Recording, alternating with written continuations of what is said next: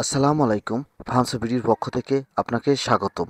এখন আপনাদের সাথে ভিডিওতে যে বিষয় নিয়ে আলোচনা করব সেই বিষয়টি হলো ওল চাষ পদ্ধতি নিয়ে।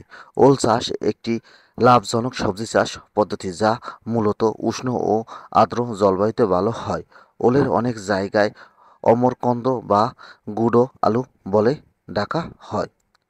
জমি প্রস্তুতকরণ: দোআঁশ বা বেলে দোআঁশ মাটিতে সবচেয়ে উপযুক্ত। মাটির পিএইচ 5.5 থেকে 7 হলে ভালো ফলন পাওয়া যায়।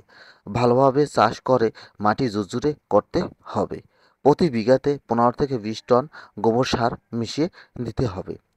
রোপণের সময়: সাধারণত বৈশাখ থেকে আষাঢ় মাসের মধ্যে চারা রোপণ করতে হয়। ওল চাষের জন্য শীতের শুরুতে অক্টোবর থেকে নভেম্বরে রোপণ করলেও ভালো ফল পাওয়া যায়।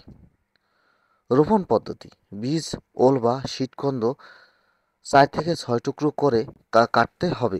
প্রতি টুকরায় অন্তত একটি অঙ্কুরোদ্গম থাকতে হবে।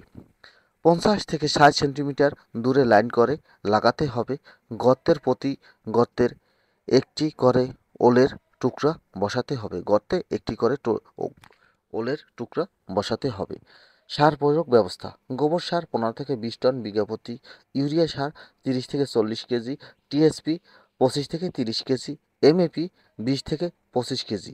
উপরের উল্লিখিত সার, রাসায়নিক সার 2 কিস্তিতে প্রয়োগ করতে হবে। একবার রোপণের সময়, বাকিটা রোপণের 30 থেকে 40 দিন পরে আপনারা সার প্রয়োগ করবেন।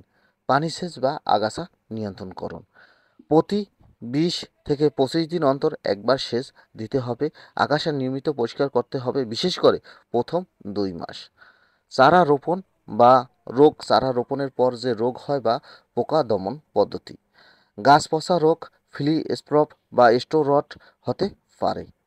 প্রয়োজন অনুসারে ছত্রাকনাশক যেমন কপার অক্সিক্লোরাইড স্প্রে করতে পারা যায়। ফল সংরক্ষণ: রোপণের 6 থেকে 8 মাস পর ওল সংগ্রহ করা যায়। গাছের পাতা শুকিয়ে গেলে বোঝা যাচ্ছে যে ওল তোলার সময় হয়েছে। ফলন: প্রতি বিঘায় 10 থেকে 12 টন পর্যন্ত ফলন পাওয়া যায়। আমার এই ভিডিওটি ভালো লাগলে প্লিজ সাবস্ক্রাইব।